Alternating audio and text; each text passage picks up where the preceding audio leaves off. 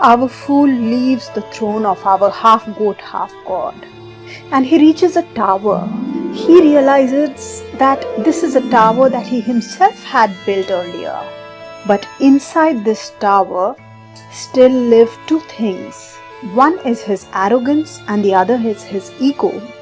And suddenly from the sky a lightning hits, and that lightning shatters his arrogance and shatters his ego.